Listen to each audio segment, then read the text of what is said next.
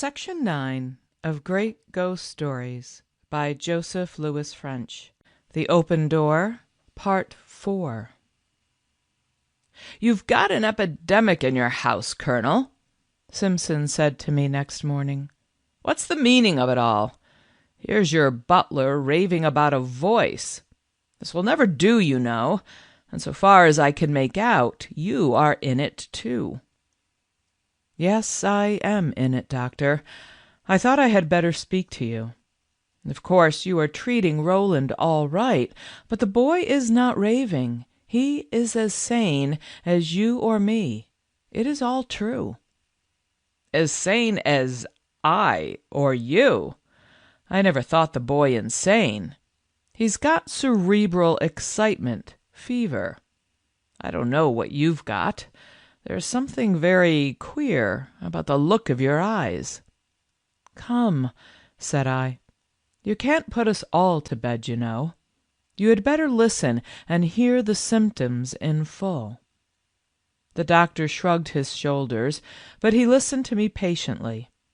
He did not believe a word of the story, that was clear, but he heard it all from beginning to end. "My dear fellow," he said, "the boy told me just the same. It's an epidemic. When one person falls a victim to this sort of thing, it's as safe as can be. There's always 2 or 3. "Then how do you account for it?" I said. "Oh, account for it? That's a different matter. There's no accounting for the freaks our brains are subject to. If it's delusion, if it's some trick of the echoes or the winds, some phonetic disturbance or another." "Come with me tonight and judge for yourself," I said. Upon this he laughed aloud, then said, "That's not such a bad idea, but it would ruin me forever if it were known that John Simpson was ghost hunting." "There it is," said I. "You dart down on us who are unlearned with your phonetic disturbances, but you daren't examine what the thing really is for fear of being laughed at. That's science." "It's not science, it's common sense," said the doctor. "The thing has delusion on the front of it. It is encouraging an unwholesome tendency even to examine. What good could come of it? Even if I am convinced, I shouldn't believe." "I should have said so yesterday, and I don't want you to be convinced or to believe," said I.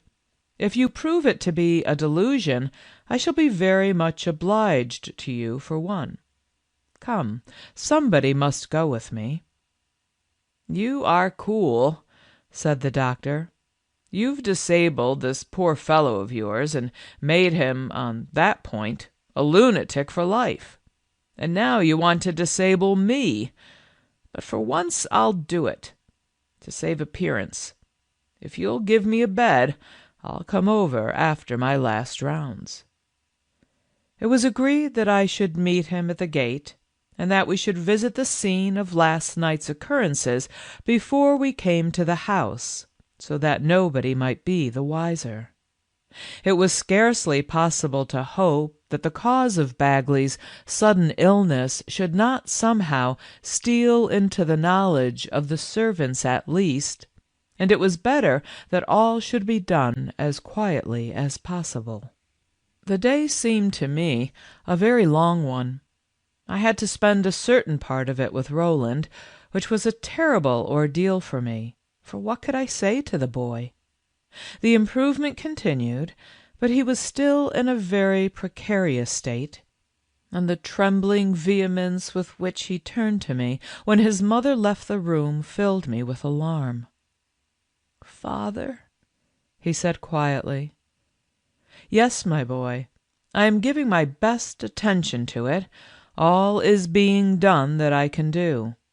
I have not come to any conclusion yet. I am neglecting nothing you said," I cried. What I could not do was to give his active mind any encouragement to dwell upon the mystery. It was a hard predicament, for some satisfaction had to be given him. He looked at me very wistfully, with the great blue eyes which shone so large and brilliant out of his white and worn face. "You must trust me," I said. "Yes, father. Father understands," he said to himself, as if to soothe some inward doubt. I left him as soon as I could. He was about the most precious thing I had on earth, and his health my first thought.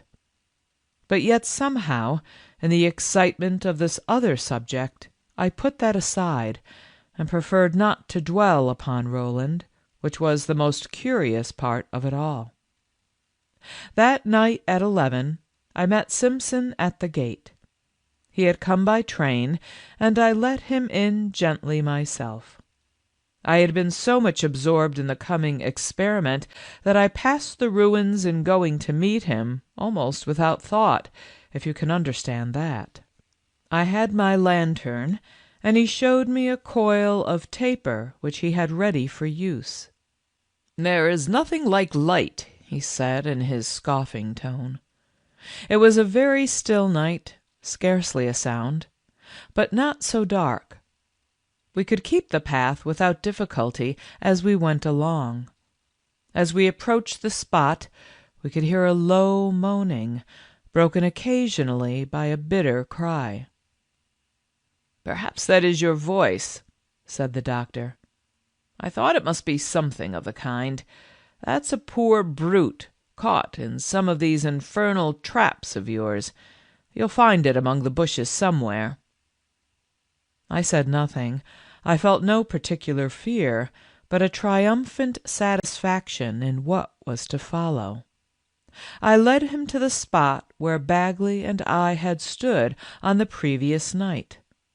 All was silent as a winter night could be, so silent that we heard far off the sound of the horses in the stables, the shutting of a window at the house.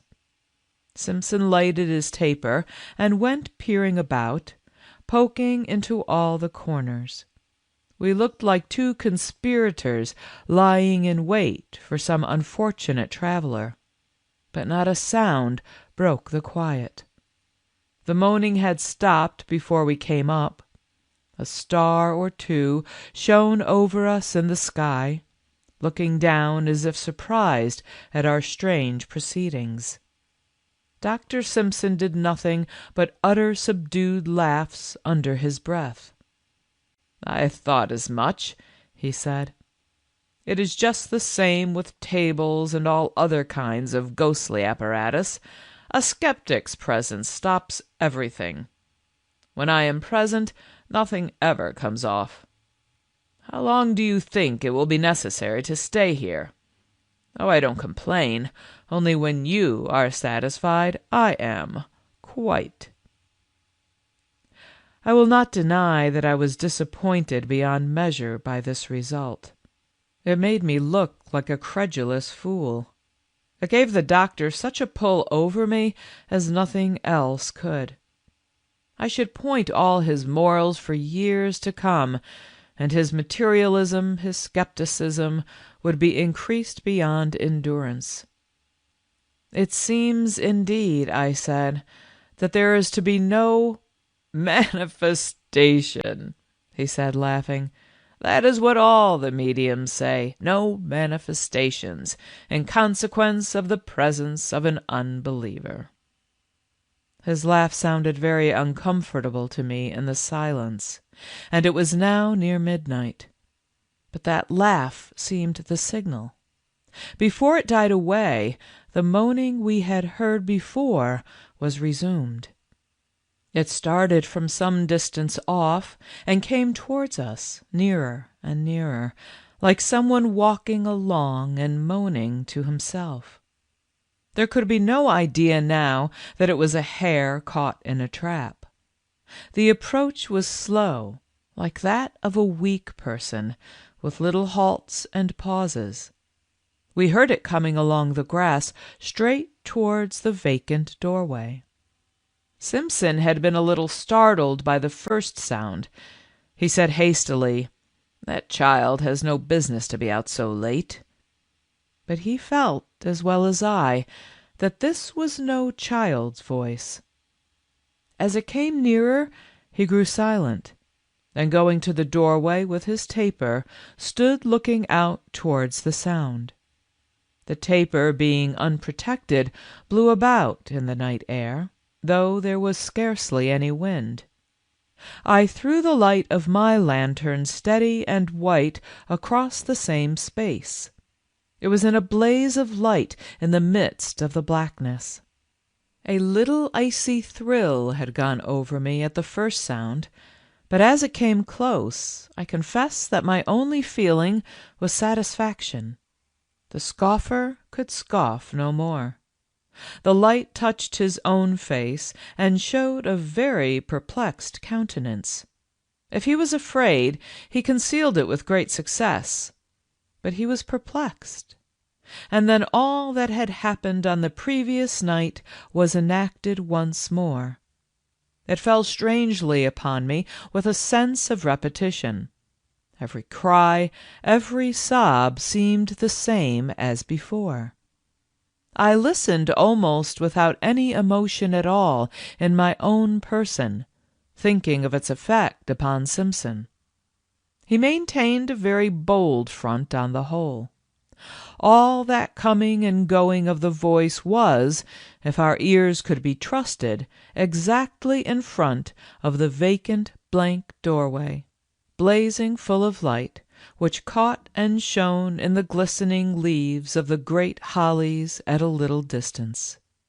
Not a rabbit could have crossed the turf without being seen, but there was nothing. After a time, Simpson, with a certain caution and bodily reluctance, as it seemed to me, went out with his roll of taper into this space. His figure showed against the holly in full outline. Just at this moment the voice sank, as was its custom, and seemed to fling itself down at the door. Simpson recoiled violently, as if someone had come up against him, then turned and held his taper low, as if examining something. "Do you see anybody?" I cried in a whisper, feeling the chill of nervous panic steal over me at this action. "It's nothing but a confounded juniper bush," he said. This I knew very well to be nonsense, for the juniper bush was on the other side. He went about after this, round and round, poking his taper everywhere, then returned to me on the inner side of the wall. He scoffed no longer. His face was contracted and pale. "How long does this go on?" he whispered to me, like a man who does not wish to interrupt someone who is speaking.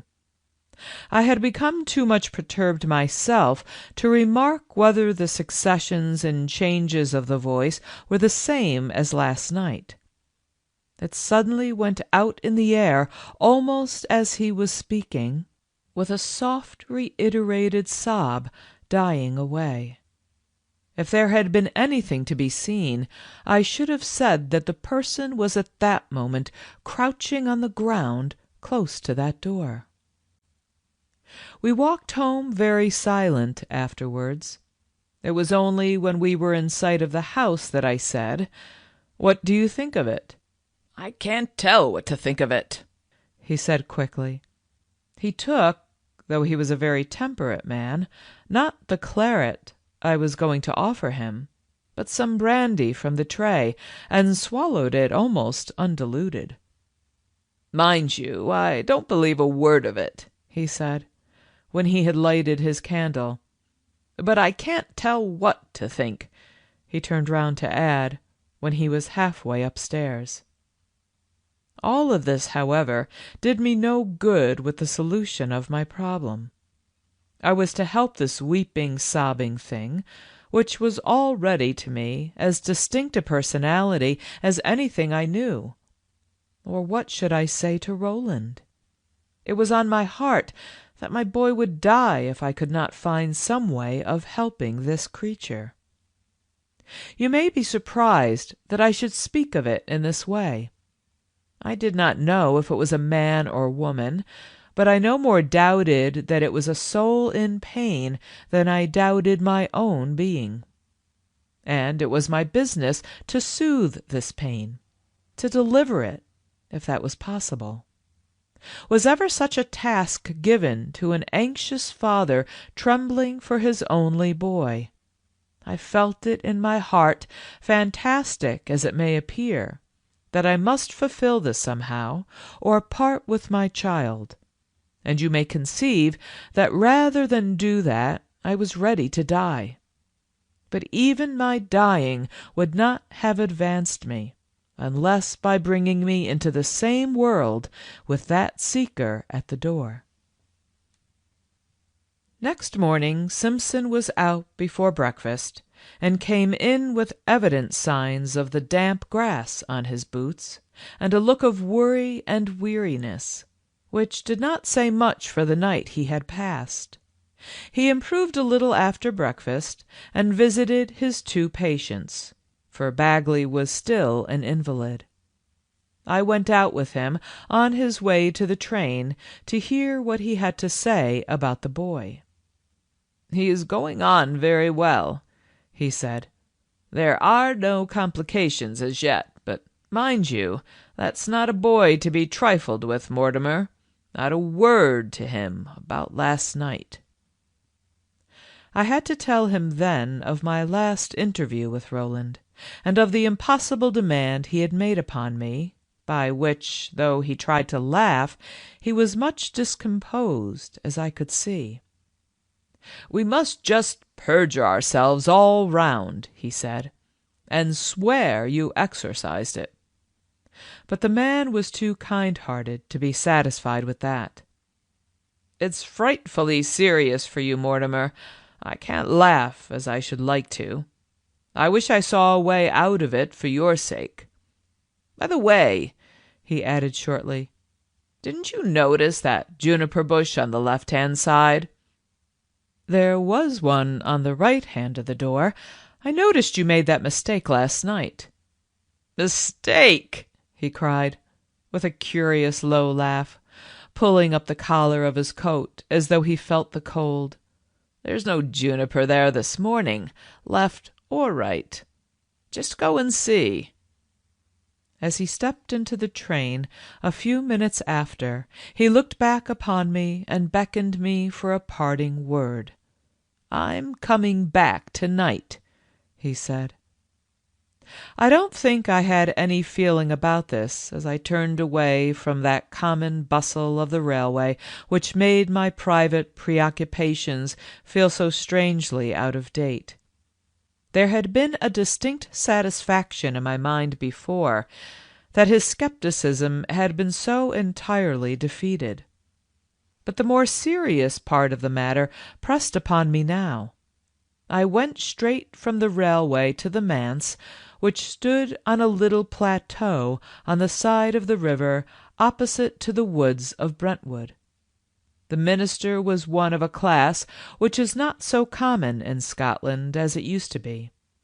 He was a man of good family, well educated in the Scotch way, strong in philosophy, not so strong in Greek, strongest of all in experience, a man who had come across, in the course of his life, most people of note that had ever been in Scotland, and who was said to be very sound in doctrine, without infringing the toleration with which old men who are good men are generally endowed.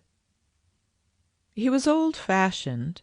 Perhaps he did not think so much about the troublous problems of theology as many of the young men, nor ask himself any hard questions about the confession of faith. But he understood human nature, which is perhaps better. He received me with a cordial welcome.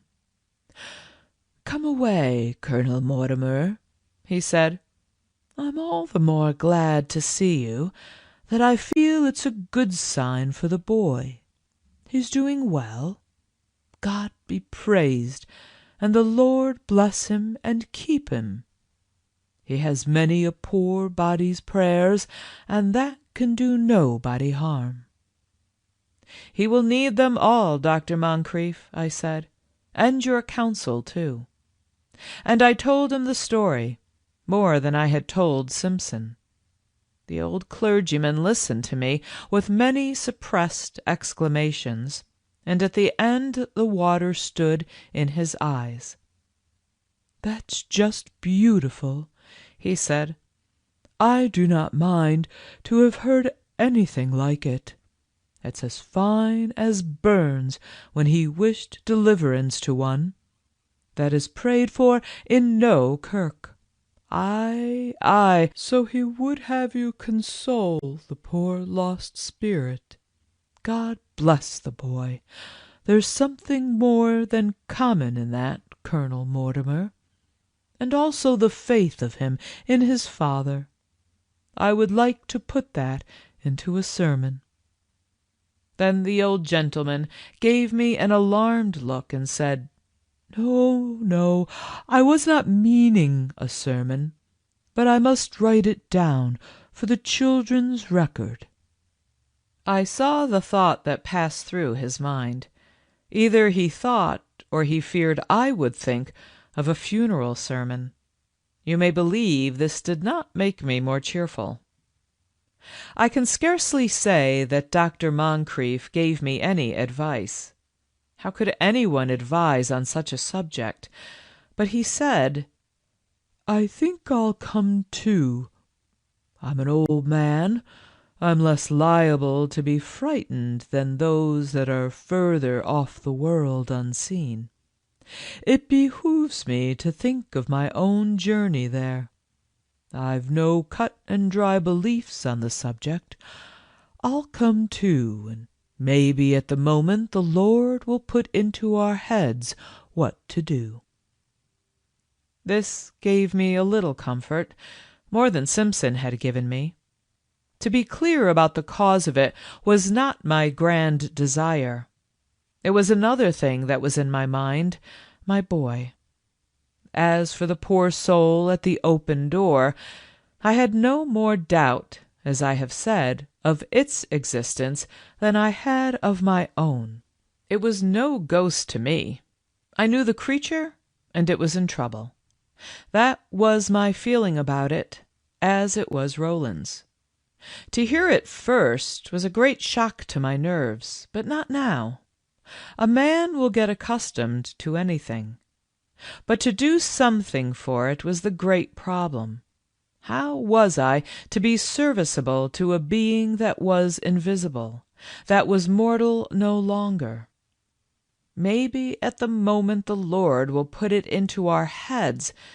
This is very old-fashioned phraseology, and a week before, most likely, I should have smiled, though always with kindness, at Dr. Moncrief's credulity.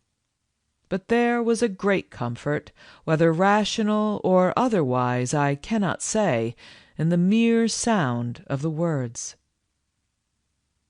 End of Section 9. The Open Door, Part 4. Please subscribe to update new videos. Please share and like if you enjoyed the video. Thanks so much.